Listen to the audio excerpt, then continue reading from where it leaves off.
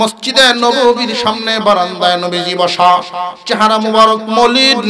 হযরত আবু বকর সিদ্দিক রাদিয়াল্লাহু আনহু হাজির। ওগো নবীজি, বাড়ি ঘর আত্মীয় স্বজন সব ছেড়ে চলে আসলাম, আপনার মলিন চেহারা দেখলে আমার ভালো লাগে না। কি হয়েছে, কে আপনার কষ্ট দিয়েছে বলেন? আল্লাহর নবী কোনো কথাই বলেন না। হযরত উমর হাজির হয়ে গেলেন, ইয়া রাসূলুল্লাহ, কোন মুনাফিক কষ্ট দিয়েছে কি, নাকি কোন ইহুদি কষ্ট দিয়েছে? দিয়ে থাকলে বলুন, এই মুহূর্তে আমি বিচার করব, তার ঘাট থেকে মাথাটা আলাদা করে দেব। আল্লাহর পয়গম্বর কোনো কিছুই বলেন না। কিছুক্ষণের মধ্যেই ওসমান রাদিয়াল্লাহু তাআলা আনহু হাজির। ওসমান গনি এসে বলেন, ওগো নবীজি, আপনার চেহারা মলিন, আমাদের ভালো লাগে না। কে কষ্ট দিল আপনারে? আল্লাহর পয়গম্বর বলেছিলেন, ওসমান, মদিনায় একটা মাত্র কুয়া, এই এক কুয়ার মালিক হলো একজন ইহুদি। কুয়ার পাশে দাঁড়ায় ইহুদি ঘোষণা দিয়েছে, সকল মানুষ পানি পান করতে পারবে, কোন মুসলমান যেন পানি না নেয়। সকাল থেকে শিশুরা পর্যন্ত পানির জন্য কান্নাকাটি করেছে, তোমরা কি দেখো নাই? মদিনার হালাত তোমরা কি বুঝো নাই? ওসমান, আল্লাহ তোমাকে মাল দিয়েছেন, তুমি কি পারবে এই কুয়াটা আমারে কিনে দিতে? ওসমান গনি রাদিয়াল্লাহু তাআলা আনহু একটু লাজুক প্রকৃতির মানুষ ছিলেন। জুরে হাঁটতেন না, পর্যন্ত মধ্যম পন্থায় উনি হাঁটতেন। দৌড় তো দূরের কথা, জুরে হাঁটতেন না, লাজুক মানুষ ছিলেন। কিন্তু যেই মাত্র আল্লাহর নবী বলেন, তুমি কি পারবে নি এই কুয়াটা খরিদ করে দিতে, ওসমান গনি রাদিয়াল্লাহু তাআলা আনহু আল্লাহর পয়গম্বরের কাছ থেকে অনুমতি নিয়ে এত জোরে দৌড় দিয়েছিলেন, যারাই দেখছেন আশ্চর্য। জীবনে কোনোদিন ওসমান রে এইভাবে দৌড় দিতে দেখি নাই। এক দৌড়ে ইহুদির বাড়ির সামনে গিয়ে দাঁড়াইছে, রে ভাই জলদি বের হও, তোমার সাথে আমার বড় দরকার। ইহুদি ঘর থেকে ঘরের সামনে গেছেন, কি ব্যাপার ওসমান গনি আমার বাড়ির সামনে? ভাই রে, এই যে কুয়াটা, সকল মানুষ তোমার কুয়ার পানি পান করে, এই কুয়া আমার দরকার। কি বিনিময়ে তুমি বিক্রি করবে এই মুহূর্তে বলতে পারো? যা চাইবা আমি তাই দেব। এই ইহুদি সুযোগ বুঝে চুক্তিটা এমন ভাবে করলো, ওসমান, তোমার তো 300 খেজুর গাছের একটা বাগান আছে, যেই একটা বাগান থাকলে সে তখনকার সময়ে শিল্পপতি। রে ওসমান, এই বাগানে পানি দিতেও কোনো কষ্ট করা লাগে না, এই বাগানের ভিতরেই একটা নহর আছে। এই বাগানটা যদি আমার নামে লিখে দাও, আমি তোমার নামে কুয়াটা লিখে দেব। ওসমান গনি রাদিয়াল্লাহু তাআলা আনহু বলেন, কাগজ, তখনকার সময়ে তো কাগজপত্র লেখা হইতো না, চামড়ার খত ছিল। এখন এই লেখালেখি করো, আনো চামড়ার লেখালেখি, আমরা এখন এই চুক্তিপত্র আনো। চামড়ার পাতার মধ্যে চামড়ার উপরে লেখালেখি হয়ে গেল। 300 খেজুর গাছের বাগানটা ইহুদির নামে লিখে দিয়ে দিলেন, আর ওই কুয়াটা ওসমান গনির নামে লিখে নিলেন। নিয়ে এই চামড়ার পট্টিটা যখন তার হাতে উঠাইয়া দিলেন, আর বলতেছেন, অনেকেই আশপাশে অনেক মানুষ জমা হয়ে গেছে, ওসমান, এত চড়া দামে আপনি কেন কিনলেন? 10টা কুয়ার চাইতে আরো বেশি দাম দিয়ে দিচ্ছেন। ওসমান গনি রাদিয়াল্লাহু তাআলা আনহু জবাব দেন, ও মানুষেরা, তোমরা বুঝবা না, এই মুহূর্তে যদি এই লোক আমার সাথে চুক্তি করত, আমি ওসমানের 300 খেজুর গাছের বাগান কেন, তাম সমস্ত সম্পত্তিও যদি দাবি করত, আমি দিয়ে দিতাম। তবু এই কুয়াটা আমি খরিদ করতাম বিশ্ব নবীর মন জয় করার জন্য। আল্লাহর পয়গম্বর বলেছেন, এই কুয়া খরিদ করার জন্য। এমন কি সে যদি বলতো আমারে গোলাম বানাইবো, আমি ওসমান গোলাম হয়ে হলেও এই কুয়া আমি কিনে নিতাম। ইন্নামাল মুমিনুনা আল্লাযীনা ইযা যুকিরাল্লাহু ওয়াজিলাত কুলুবুহুম ওয়া ইযা তুলিয়াত আলাইহিম আয়াতুহু যাদাতহুম ঈমানা ওয়া আলা রাব্বিহিম ইয়াতাওয়াক্কালুন। আল্লাহ বলেন সত্যিকারের ঈমানদারের এক নাম্বার গুণ, আল্লাহর নাম শুনলে তার ভিতরে কম্পন শুরু হবে, ভয় ভীতি শুরু হবে। আল্লাহর নামটা শুনলেই তার মধ্যে একটা ভয় কাজ করবে। আমরাও এখানে যারা আছি আল্লাহকে ভয় করি কারা কারা জিগাইলেই সবাই হাত তুলব। শুধু আমরা না, তামাম দেশের সব মুসলমানরাই হাত তুলবে যে আল্লাহকে ভয় করি। আসলে কিন্তু আল্লাহকে আমরা ভয় করি না, মুখে আছে ঠিকই, বুকে নাই। যার অন্তরে আল্লাহর ভয় আছে, আল্লাহর হুকুম আহকাম পরিপূর্ণভাবে সে পালন করবে। যেই সমাজের মানুষ আল্লাহকে ভয় করে, ওই সমাজের মসজিদের হালত হলো জুমার নামাজে যেই পরিমাণ মুসল্লি, ফজরের নামাজে ওই পরিমাণেই মুসল্লি হবে। ওই সমাজে কোনো সুদ থাকবে না, বেপরদাগি থাকবে না। আসলে আমাদের আল্লাহর ভয় শুধু মুখে, অন্তরে নাই। কোন ধরনের মানুষের ভিতরে আল্লাহর ভয় আছে বুঝবেন খুব সহজে, বুঝবেন খুব সহজে।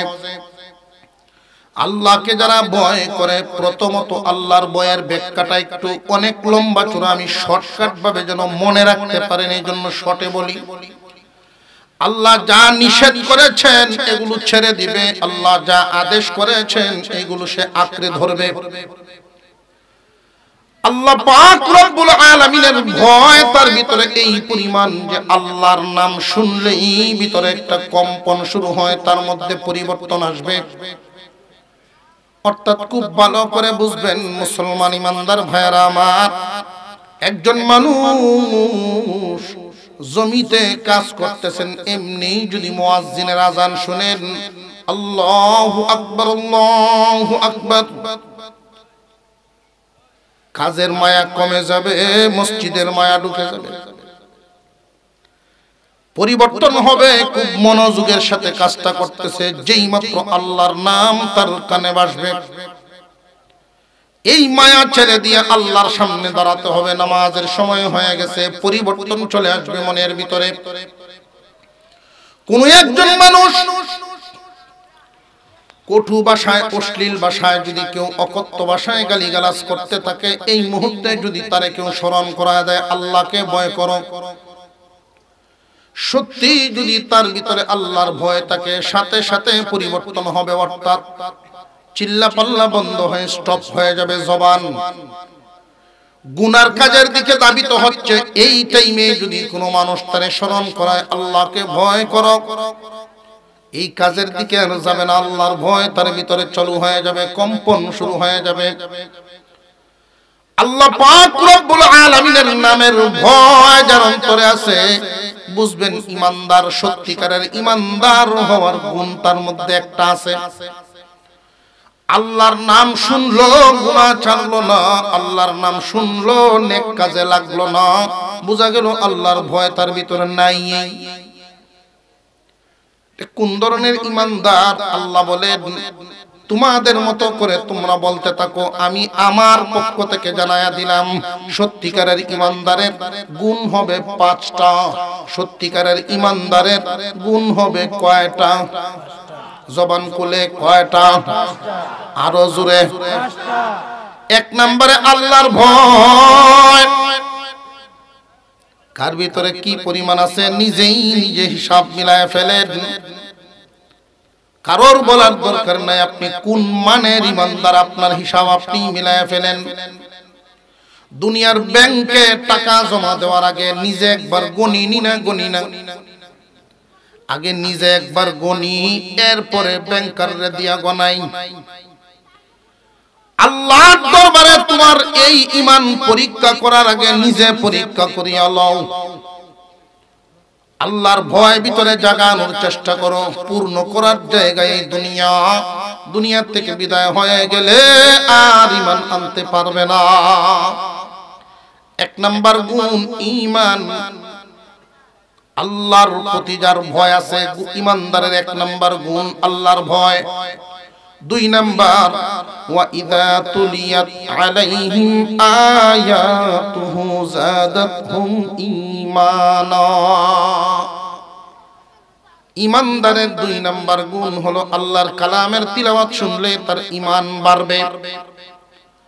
আল্লাহর কালামের তিলাওয়াত শুনলে যদি ঈমান বাড়ে, এটা বুঝবো কেমনে? ঈমান তো দেখা যায় না। ঈমান দেখা যায়? ঈমান তো দেখা যায় না, বুঝবো কেমনে? যে বুঝবেন যদি কোরআন শুনলে ভালো লাগে, কোরআন পড়লে ভালো লাগে, কোরআন যেখানে পড়ানো হয় মাদ্রাসা ওইটা দেখলে ভালো লাগে, কোরআন যারা পড়ে তাদেরকে দেখলে যদি ভালো লাগে, কোরআন যারা পড়ায় আলেমরারে দেখলে যদি ভালো লাগে, তালিবে ইলম দেখলে ভালো লাগে, বুঝবেন আপনার ঈমান বাড়ে।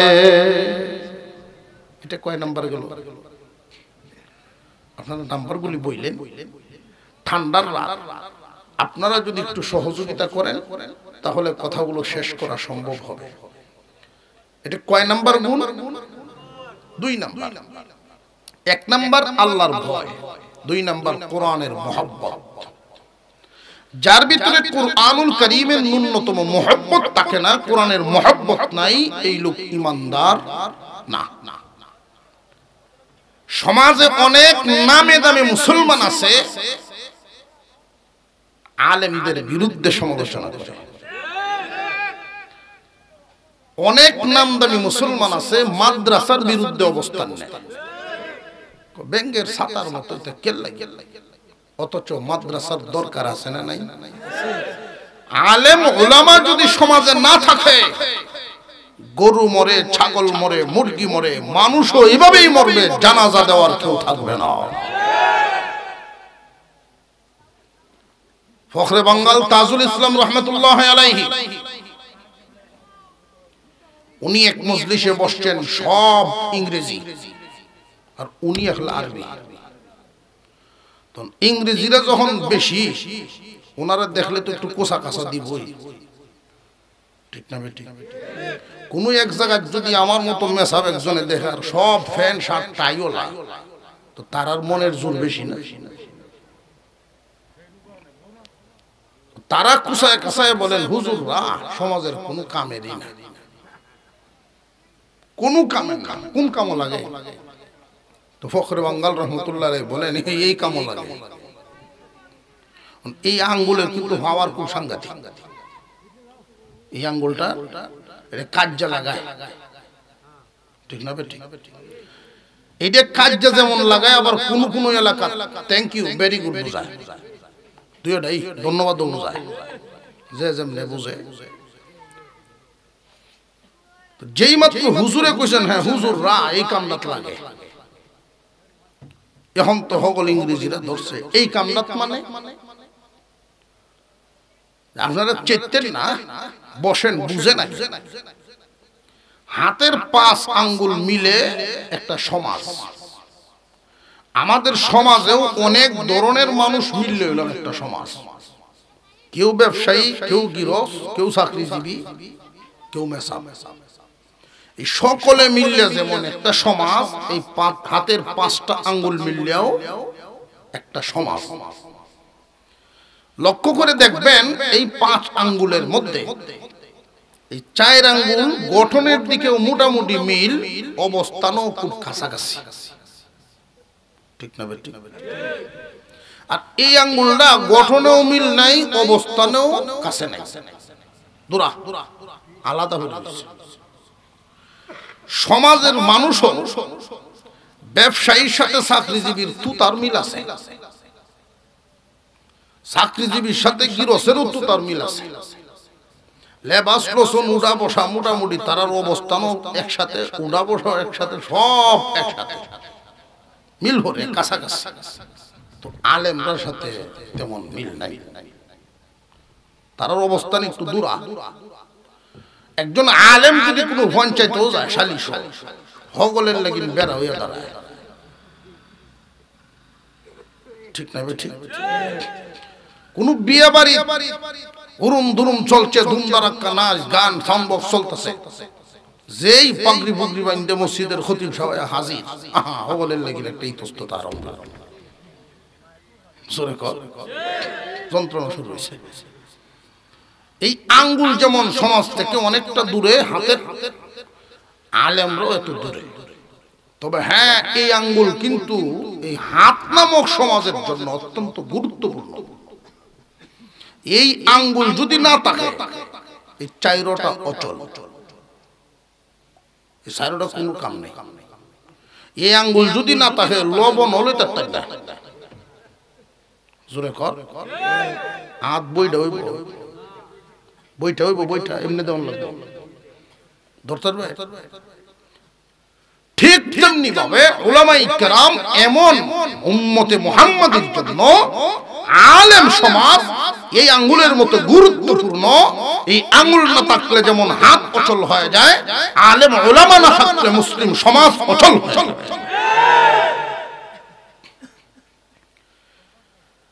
অনেক মানুষ কোরআনের বিরুদ্ধে অবস্থান নেয়। যদি একটু পদের লালচ শরীরের সাথে লাগিয়ে যায়, ভদ ফায়ালায় কোনো একটা, বা অর্থ সম্পদ হয়ে যায়, চর্বি হয়ে গেছে, দেখবেন আলেমদের বিরুদ্ধে সমালোচনা শুরু হয়ে গেছে।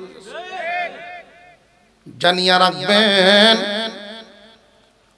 আমরা যদি মুসলমান নিজেদেরকে দাবি করি, আমাদের সকল ঘুরে গেড়ে শেষ ঠিকানা যায় নামাজ। ঘুরে ফিরে রিটায়ার্ডের পরেই হোক, গৃহস্থী শেষে বুড়া হওয়ার পরেই হোক, শেষ জীবনের ঠিকানায় একটাই, জায়নামাজ। এই জায়নামাজে গেলে আলেমদের ছাড়া কোনো গতি। সত্যিকারের ইমানদারের 2 নাম্বার গুণ কোরআনের মুহাব্বত, 3 নাম্বার গুণ ওয়ালা রাব্বিহিম ইয়াতাওয়াক্কালুন। সত্যিকারের ইমানদার হামেশা সর্বদা সর্বহালতে আল্লাহর উপরে ভরসা করে চলবে। ভরসা কার উপর? আল্লাহর উপর।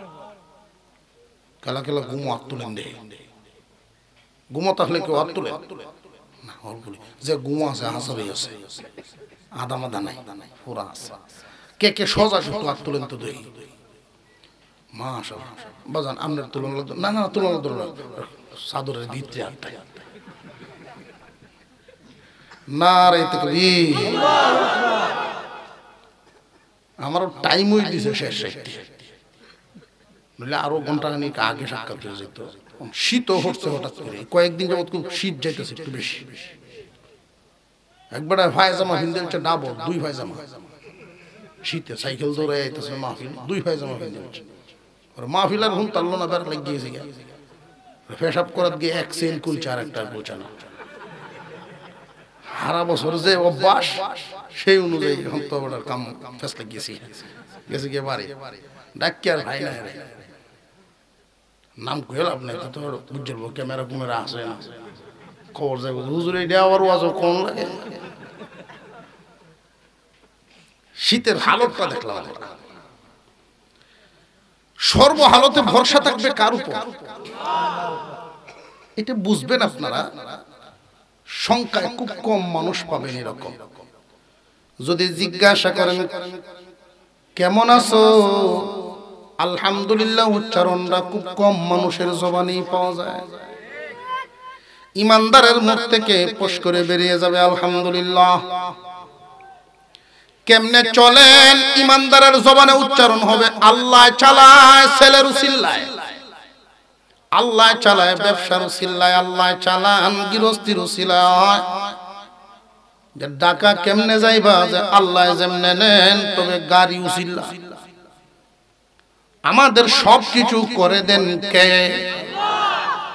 বিভিন্ন মাধ্যমে আল্লাহ করেন যে আল্লাহ, এই ভরসা থাকবে ইমানদারের অন্তরে। 4 নাম্বার গুণ আল্লাযীনা ইউকিমুনাস সালাহ, নামাজ কায়েম করা। সত্যিকারের ইমানদার 4 নাম্বার গুণের অধিকারী, তারা নামাজ কায়েম করবে। নামাজ কায়েমের ব্যাখ্যা অনেক লম্বা চূড়া।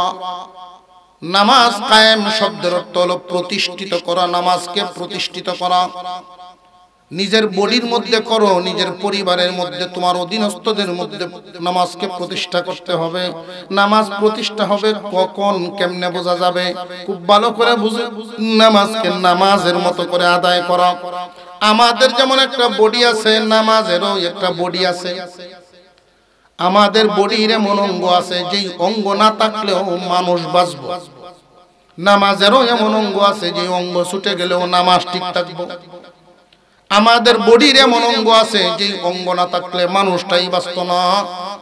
নামাজেরও বডির এমন অঙ্গ আছে যে অঙ্গ ছুটে গেলে নামাজই ছুটে যায়। কথা বুঝে আসতেছে? আল্লাহ পাক রব্বুল আলামিন নামাজ কায়েমের কথা যে বুঝাইলেন, অর্থাৎ পরিপূর্ণতার সাথে আমরার বডি যেমন পরিপূর্ণ, হাত কান নাক গলা যা আছে সব কমপ্লিট। নামাজেরও সুন্নত মুস্তাহাব ওয়াজিব ফরজ হক আদায় করে নামাজ আদায় করা, নামাজকে নামাজের মতো করে আদায় করা। অনেক মানুষ দেখবেন নামাজও পড়ে গরিব টাইমও দেখে কটা বাজে আছে না নাই? যে সময় সেজদা যায় জায়গা হু দে আগে এরপরে যায় সেজদা কপাল মারি পড়ে। নামাজও পড়ে মানুষও দেখে। আল্লাহ পাক রব্বুল আলামিন যে বুঝাইলেন যে নামাজ যে পড়তেছে আল্লাহর সামনে দাঁড়ায়া ওয়াক্ত মতো হক আদায় করে নামাজ পড়া, নামাজ কায়েমের একটা অর্থ। নামাজ কায়েমের আরেকটা অর্থ হলো এমন ভাবে নামাজ আদায় করবেন, নামাজের সাথে যেন অন্তরের সম্পর্ক এমন হয়, এশার নামাজ পড়ে যখন ঘুমাইবেন ফজরের জন্য যদি মন কান্দে বুঝবেন নামাজ কায়েম হইতেছে। জোহর পড়েছেন আসরের জন্য মন কান্দে, আসর পড়েছেন মাগরিবের অপেক্ষা মন কান্দে, এই যে নামাজের জন্য নামাজ কায়েম শুরু হয়ে গেল। কোথাও যদি বেড়াইতে যায় নামাজ যার কায়েম হয়ে গেছে, বেড়ানো গেলে তার বিছানাটা কেমন ওইটা দেখে পড়ে, নামাজের বাওয়া শ্রেণী ওইটা দেখে আগে বুঝবেন নামাজ কায়েম হয়ে গেছে। 5 নাম্বার, আল্লাহর দেওয়া মাল থেকে আল্লাহর রাস্তায় দান করে, ওয়া মিম্মা রাযাকনাহুম ইউনফিকুন। আল্লাহর দেওয়া মাল থেকে আল্লাহর রাস্তায় দেয়। আল্লাহ যদি আমরারে দিছে এইখান থেকে আল্লাহরে দিতাম। আল্লাহ আমরারে দিছে নি কিছু মনে হয় না। কেউ বাপে দিছে, কেউ বড় ভাইয়ে দিছে, কেউ দাদায় তৈরি গেছে, আল্লাহ এখন দিল। আমার এক নতুন আত্মীয় বাড়িতে গেছি, তো তালুই বেড়া আমার ডাককে দেখায়, বাজান এই যে সামনের যে জমিনটা এটা আমরা, এই জমিনটাও আমরা, এটি সব আমার হাতের রাখা। আমি শেষ পর্যন্ত যে গেছি বাজান আল্লাহর কিচ্ছু নাই। তখন বেটা আমার দিকে চায় রয়েছে। তো আমার উত্তরটা ঠিক মতো বেটা কোষাটা বুঝছে কিনা জানি না, বেটা আমার উত্তর দেয় আল্লাহও আছে একটু দেখো না। ঘরের সাইডে দিনে দেখাইছে 5% জায়গা, কইটা আমরা আল্লাহর নিয়তে তৈছি মসজিদ বানাই, বাকিটা তারার, এটা আল্লাহ। কয়েক হাল জমি সব নিজেরা, আর 500 কার, এইটা আল্লাহ। ফার্স্টে আল্লাহ কিন্তু দুলাভাইয়ের পিছনে ঘুরতাম মনে হয়নি ছোটবেলা। দুলাভাই জুতা হিসাব করে দেয় ফার্স্টে জুতা করে বান্নিমালা লইয়া যাইব 10 টাকার লাগিন ঘুরতাম ফিসেতে ব্যাগ লইয়া। বঞ্জামাইরা শালার কাম করে না। 5 টাকার মালিকও আসলাম না, 10 টাকার মালিকও আসলাম না, সবগুলোর মালিক আছেন কে? আব্বা।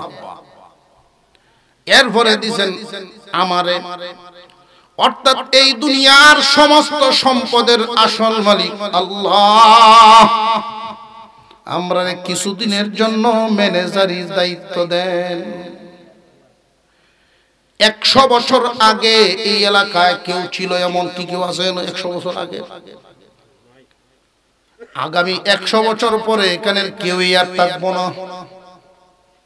অল্প দিনের জন্য মহান মাওলাই করিম পরীক্ষা করার জন্য যে তুমি কি করো আমি একটু দেখতাম। আওলাদও দেন, মালও দেন।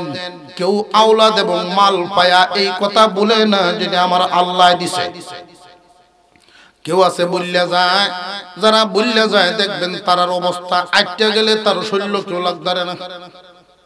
আমি 7 ফুটের বাপ, আন্তাজ আছে তোর গরমি আই বসে। মসজিদও গেলেও বেড়াগিরি কমে না।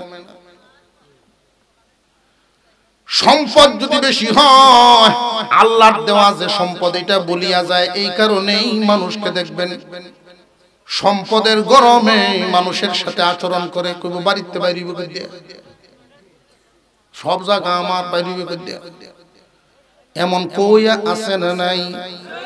যারা এই জাতের বাক্য ব্যবহার করে বুঝবেন আল্লাহর দেওয়া মাল এই কথা বলে গেছে। আমাদের যাকে যেই পরিমাণ দিয়েছেন কে? আল্লাহ বলেন আমার দেওয়া মাল আমার রাস্তায় দেওয়ার মতো মন তৈরি থাকে। ইমানদার হওয়ার 5 নাম্বার গুণ তার মধ্যে আছে। পরিপূর্ণ বিশ্বাস যদি থাকে, আল্লাহর দেওয়া মাল আল্লাহর রাস্তায় দেওয়ার মন যদি থাকে, একটা ঘটনা শুনলেই বুঝে আসবে ইমানদারদের মর্যাদা। আল্লাহ দেন দিয়ে আবার পরীক্ষা করেন। ছোট বাচ্চাদেরকে দেখবেন 10টা চকলেট নিয়ে আসছেন আব্বা বাজার থেকে। এই 10 চকলেট পকেটের মধ্যে রাখছেন 8টা, 2টা দিয়েছেন বাচ্চারা তো দিয়ে কুলে নিছেন। বাচ্চা খুব খুশি। বাবা আ করে যা আমার একটা দেও। বাবা কি খাওনের লাগিন কয় না পরীক্ষা করে। বাচ্চায় যখন সিলাই বাপের মুখ দেয়, বাবা খুশি হয়ে কয় পুত্রে আমি খাওয়ার জন্য করি নাই, তোমার দেখার জন্য করছি। নাও এই 2টা তো তোমারই, আমার পকেটও আরো আছে 8টা, ওইটাও তোমার। আল্লাহর দেওয়া মাল আল্লাহর রাস্তায় সবাই দেওয়ার মন থাকে না। জানিয়া রাখবেন দুনিয়া থেকে বিদায় হয়ে গেলে আপনার মালের ওয়ারিশ হবে অন্যরা। জাত হইয়া গেলেন বাগ বাটোয়ারা করে নিয়ে যাবে অন্যরা। আপনার হাতে থাকাকালীন সময়ে পরীক্ষায় ফাঁস করেন। দুনিয়াটা পরীক্ষার হল। মনে চাইব না যে কষ্ট করে আমি এটা জমাইছি, এটা দেই কেমনে। মনরে বুঝাইবেন, মনরে এটা পরীক্ষার হল, ফেল করলে চলবে না, ফাঁস করতে হবে। আল্লাহর নবীর সাহাবীরা ফাঁস করে গেছেন। মসজিদে নববীর সামনে বারান্দায় নবীজি বসা, চেহারা মুবারক মলিন। হযরত আবু বকর সিদ্দিক রাদিয়াল্লাহু আনহু হাজির। ওগো নবীজি, বাড়ি ঘর আত্মীয় স্বজন সব ছেড়ে চলে আসলাম, আপনার মলিন চেহারা দেখলে আমার ভালো লাগে না। কি হয়েছে? কে আপনারা কষ্ট দিয়েছে বলেন? আল্লাহর নবী কোনো কথাই বলেন না। হযরত উমর হাজির হয়ে গেলেন। ইয়া রাসূলুল্লাহ, কোন মুনাফিক কষ্ট দিয়েছে কি নাকি কোন ইহুদি কষ্ট দিয়েছে? দিয়ে থাকলে বলুন, এই মুহূর্তে আমি বিচার করব, তার ঘাট থেকে মাথাটা আলাদা করে দেব। আল্লাহর পয়গম্বর কোনো কিছুই বলেন না। কিছুক্ষণের মধ্যেই ওসমান রাদিয়াল্লাহু তাআলা আনহু হাজির।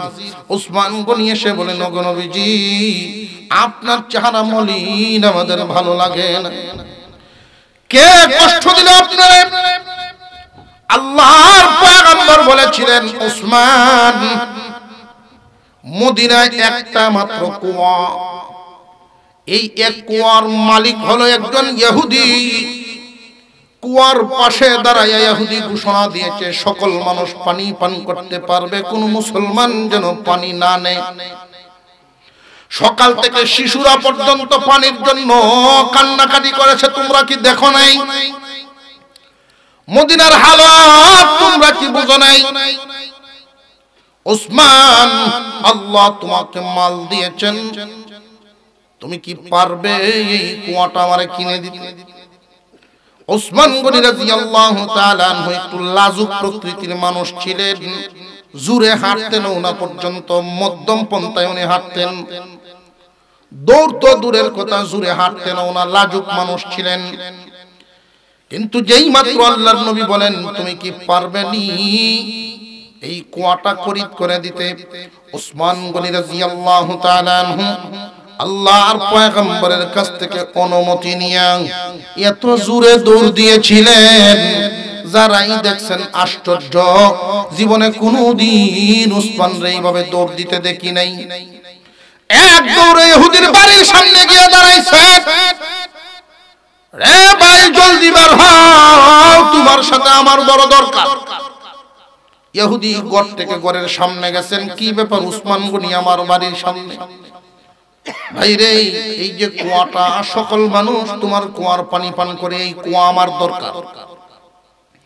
কি বিনিময়ে তুমি বিক্রি করবে এই মুহূর্তে বলতে পারো, যা চাইবা আমি তাই দেব। তখনকার সময়ে খেজুর গাছ, একটা গাছের মূল্য যত, এরকম 5টা গাছের মূল্য। কিন্তু ইহুদি যখন শুনলো উসমানের বড় দরকার, সুযোগ বুঝে এই ইহুদি সুযোগ বুঝে চুক্তিটা এমন ভাবে করলো, উসমান তোমার তো 300 খেজুর গাছের একটা বাগান আছে, যেই একটা বাগান থাকলে সে তখনকার সময়ে শিল্পপতি। রে উসমান, এই বাগানে পানি দিতেও কোনো কষ্ট করা লাগে না, এই বাগানের ভিতরেই একটা নহরও আছে। এই বাগানটা যদি আমার নামে লিখে দাও, আমি তোমার নামে কুয়াটা লিখে দেব। উসমান গনি রাদিয়াল্লাহু তাআলা আনহু বলেন, কাগজ, তখনকার সময়ে তো কাগজপত্র লেখা হইতো না, চামড়ার খত ছিল। এখনই লেখালেখি করো, আনো চামড়ার লেখালেখি, আমরা এখনই চুক্তিপত্র আনো। চামড়ার পাতার মধ্যে, চামড়ার উপরে লেখালেখি হয়ে গেল। 300 খেজুর গাছের বাগানটা ইহুদির নামে লিখে দিয়ে দিলেন, আর ওই কুয়াটা উসমান গনির নামে লিখে নিলেন। নিয়ে এই চামড়ার পট্টিটা যখন তার হাতে উঠাইয়া দিলেন, আর বলতেছেন অনেকেই, আশপাশে অনেক মানুষ জমা হয়ে গেছে, উসমান এত চড়া দামে আপনি কেন কিনলেন? 10টা কুয়ার চাইতে আরো বেশি দাম দিয়ে দিছেন। উসমান গনি রাদিয়াল্লাহু তাআলা আনহু জবাব দেন, ও মানুষেরা, তোমরা বুঝবা না, এই মুহূর্তে যদি এই লোক আমার সাথে চুক্তি করত, আমি উসমানের 300 খেজুর গাছের বাগান কেন, তামাম সমস্ত সম্পত্তিও যদি দাবি করত, আমি দিয়ে দিতাম। তবু এই কুয়াটা আমি খরিদ করতাম বিশ্ব নবীর মন জয় করার জন্য। আল্লাহর পয়গম্বর বলেছেন এই কুয়া খরিদ করার জন্য। এমন কি সে যদি বলতো আমারে গোলাম বানাইবো, আমি উসমান গোলাম হয়ে হলেও এই কুয়া আমি কিনে নিতাম। চামড়াটা নিয়ে দৌড় দিলেন, রাসূলের দরবারে গিয়া সামনে হাজির করে দিলেন, ওগো নবীজি, এই মুহূর্ত থেকে এই কুয়া আপনার পায়ে আমি দান করে দিলাম। আল্লাহর পয়গম্বর কুয়ার কিনারে দাঁড়াইয়া ঘোষণা দিলেন, মদিনার মানুষ, আজ থেকে এই কুয়ার মালিক আমি মুহাম্মদ। তবে কোনো বাধা নিষেধ নাই, শুধু মুসলমানরা পানি পান করবে এই কথা আমি বলবো না, সারা মদিনার সব মানুষ এই কুয়া থেকে পানি পান করো। কুয়ার নামই ছিল বীরে উসমান। বীরে উসমান এখনো পর্যন্ত আছে, মদিনায় যারা সফর করতে যান, উসমানের কুয়া। এই কুয়ার ভিতরে আল্লাহর পয়গম্বর এরিয়ার ভিতরে কাজ করতেছিলেন। কিছুক্ষণ পর নবীজির একটু ক্লান্তি অনুভব হলো। কুয়ার ভিতরে দুটো পা দিয়া কুয়ার উপরে উনি বসছেন, কুয়ার সাইডের কিনারে বসছেন, 2টা পা ঝুলায় দিবেন ভিতরের দিকে। আবু মুসা আশআরী রাদিয়াল্লাহু তাআলা আনহু ছিলেন নবীজির সঙ্গী ওই দিন। উনি অনুভব করলেন, বুঝে নিলেন হয়তোবা আল্লাহর পয়গম্বরের ক্লান্তি এসে গেছে, উনি একটু আরাম করবেন, কাউকেই আসতে দিব না। উনি গেট লাগায় দিয়েছেন, খেজুর গাছের একটা ডাল বেঁধে দিয়েছেন। কিছুক্ষণের মধ্যেই আবু বকর সিদ্দিক রাদিয়াল্লাহু তাআলা আনহু আয়েশা দেখলেন নবীজি বসা আরাম করতেছেন, আর ওই দিক দিয়ে ডাল বান্দা, তাই সরাসরি তিনি গেলেন না। আবু মুসা আশআরী রাদিয়াল্লাহু তাআলা আনহুর কাছে বলেন, হে আবু মুসা, রাসূলকে গিয়ে আমি আবু বকরের সালাম দাও। অনুমতি চাও আসতে পারি কিনা। গিয়ে যেই মাত্র সালাম দিলেন আবু বকর আসবে, আপনাকে সালাম পৌঁছাইছেন, আল্লাহর পয়গম্বর বলেন সালামের উত্তর দাও এবং তার ভিতরে আসার অনুমতি দাও। হযরত আবু বকর সিদ্দিক রাদিয়াল্লাহু তাআলা আনহু কোন কথা বলেন নাই। আল্লাহর রাসূলকে অনুসরণ করতে গিয়া রাসূল যেইভাবে বসছেন ওনার বাম সাইডে দিয়ে গিয়া অনুরূপ ভাবে হুবহু আবু বকর ভিতরে পা দিয়ে হযরত আবু বকর বসে গেছে। কিছুক্ষণের ভিতরে হযরত ওমর ফারুক রাদিয়াল্লাহু তাআলা আনহু আসলেন। ওমর আসার সাথে সাথেই সালাম দিলেন, সালাম পৌঁছাইলেন। আল্লাহর পয়গম্বর বলেন আমার ওমরকেও ভিতরে আসতে দাও।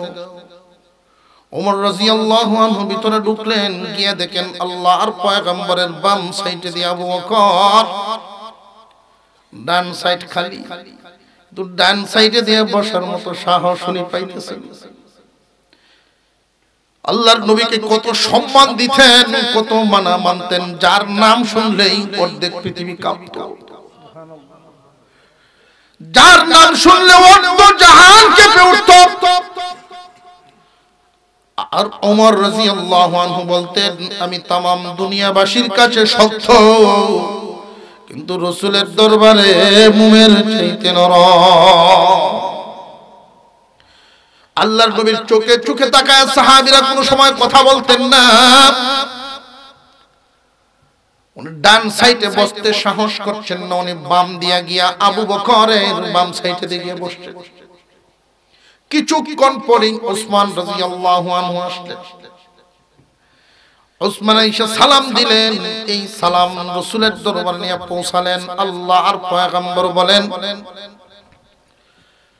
রে আবু মুসা, ওসমানের সালামের উত্তর দিলাম, ওসমানকে অনুমতি দাও ভিতরে আসার অনুমতি দাও, আর মুসিবতের সংবাদ দাও। মুসিবত আসতেছে, মুসিবতের সংবাদ দাও। ওসমান রাদিয়াল্লাহু তাআলা আনহু ভিতরে ঢুকছেন। মুসিবতের সংবাদ পায়া আল্লাহর পয়গম্বর মুসিবতের সংবাদ দিলেন। হযরত ওসমান বলেন ঈমানদারের জন্য, মুমিনের জন্য মুসিবত এক নিয়ামত। মুসিবতকে গলায় লাগানো ঈমানদারদের জন্য এক নিয়ামত, পেরেশান হওয়ার কিছুই নাই। মুসিবতে পড়লে আল্লাহর মুহাব্বত বাড়ে বান্দার প্রতি। মুসিবতে পড়ে যদি ধৈর্য হারা না হয় আল্লাহর মুহাব্বত বাড়ে। আইয়ুব আলাইহিস সালাম যখন অসুস্থ ছিলেন, সুস্থ করে দিলেন আল্লাহ। সুস্থ হওয়ার পর জিজ্ঞাসা করলেন আইয়ুব তুমি এখন কেমন আছো? আল্লাহ আমি ভালো আছি আলহামদুলিল্লাহ, তবে অসুস্থ থাকার সময় বেশি ভালো ছিল। অসুস্থ থাকা অবস্থায় আপনার দয়া মায়া আমার প্রতি বেশি ছিল। আমি প্রতিদিন জান্নাত স্বপ্নে দেখতাম। মুসিবতে থাকলে বান্দা যখন মুসিবতে পড়ে, ধৈর্যশীল বান্দারা মুসিবতে যখন পড়ে যায় আল্লাহ পাক রব্বুল আলামিনের প্রিয় বান্দা হয়ে যায়। ওসমান রাদিয়াল্লাহু আনহু বলেন আনেওয়ালা মুসিবত আসলে আল্লাহ যেন আমাকে ধৈর্য ধারণের তৌফিক দান করেন। মুসিবতকে গলে লাগানোর মতো মনোভাব, মনের জোর যেন আল্লাহ আমাকে দান করেন। বিশ্বনবী বলেছেন মুসিবত আসবেই, কোনো সন্দেহ। ভিতরে ঢুকলেন, ঢুইকা দেখেন আল্লাহর পয়গম্বরের বাম পাশে আবু বকর, আবু বকরের বাম পাশে ওমর। এখন আর ডান পাশে বসার তো সাহসই নেই। বাম দিক দিয়ে বসার মতো সুযোগটাও তো রাসূল থেকে অনেকটা দূরে হয়ে যায়। উনি ঘুরান দিয়া সামনে চলে গেলেন। আল্লাহর পয়গম্বরের সামনাসামনি এভাবে বসলেন। রাসূল যেমনে বসছেন এমনি কুয়ার ভিতরে দুই পা নামায়া সামনাসামনি বসছেন। মুহাদ্দিসিনে কেরাম বলেন আল্লাহর পয়গম্বরের এই দৃশ্যটা আলমে বরজখের দৃশ্য। আলমে বরজখের দৃশ্য কেমনে? মেরাজে নিয়ে জান্নাত দেখাইছেন, দেখাইছেন, সব দেখাইছেন। ওই দিন আল্লাহ পাক দেখাইতেছিলেন, দোস্ত আমার, আপনি এখানে বসছেন, আপনার উপরে আবু বকর আসবে, আবু বকর আপনার পাশেই বসবে, আর পরে ওমর আসবে আপনার পাশে বসবে, আপনার প্রিয় সাহাবী ওসমান আসবে, ওসমান পাশে বসবে না, সামনে বসবে। বাস্তব চিত্র লক্ষ্য করে দেখেন, আল্লাহর পয়গম্বরের রওজা, আল্লাহর রাসূলের রওজা মুবারক, বাম সাইডে আবু বকর, তার বাম সাইডে ওমর, একটু সামনাসামনি জান্নাতুল বাকিতে ওসমান শুয়ে আছেন। আল্লাহ পাক আদমে বরজখের নমুনা দেখায় নিলেন। দুনিয়ার জমিনে আল্লাহ মাল দেন, কেউরে কম দেন, কেউরে বেশি দেন, দিয়া পরীক্ষা করেন তুমি তোমার মালের ব্যবহারটা কোন লাইনে কোন পর্যায়ে করেছো। সবাইকে সব হালতে দেন না। মহান মাওলাই কারীম মাল ও আওলাদ দুনিয়ার সৌন্দর্য হিসেবে দিয়েছেন। যার মাল নাই তারে একদম নিম্নমানের মনে করবেন না। কেউরে যদি আল্লাহ মাল দিছেন, এটা ভাববেন না যে আল্লাহ বিশেষ রহমত করছেন, না। আল্লাহর দেওয়া যত নিয়ামত, আল্লাহর নিয়ামতের 1 নাম্বার নিয়ামত পরিপূর্ণ ঈমান, 2 নাম্বার নিয়ামত শারীরিক এবং মানসিক সুস্থতা, 3 নাম্বার নিয়ামত নেককার বিবি, 4 নাম্বার নিয়ামত নেককার আওলাদ, 5 নাম্বার নিয়ামত মুমিনের অন্তরে সম্মান, সম্মান ইজ্জত, 6 নাম্বার নিয়ামত দ্বীনি বুঝ, 7 নাম্বার নিয়ামত দ্বন্দ্বলত। দ্বন্দ্বলত দিলেই যে আল্লাহ আপনার প্রতি খুশি, এটা ভাববেন না। অনেক ধনী মানুষ মাল পায়া লাঞ্ছিত হয়, আছে না নাই? আল্লাহ পাক আমাদেরকে যেন যা মাল দেন হালাল পথে আল্লাহ মাল দেন। হালাল পথে ধনী হওয়া এই সুযোগ সবার হয় না, বেশিরভাগ মানুষ হারাম পথে ধনী হয়। হালাল পথে ধনী হয় তারা, আল্লাহর নিয়ামত প্রাপ্ত হয় যারা। পরিশ্রম করবে কম, বরকত হবে বেশি। এমন মানুষও আছে সারা দিন কষ্ট করে 1000 টাকা রুজি করে। আবার এমন মানুষও আছে একটা নাট কালি বুড়ান দিছে 1000 বিল, আছে না নাই? পরিশ্রম কম, মাল বেশি। এটা আল্লাহর দেয়া নিয়ামত।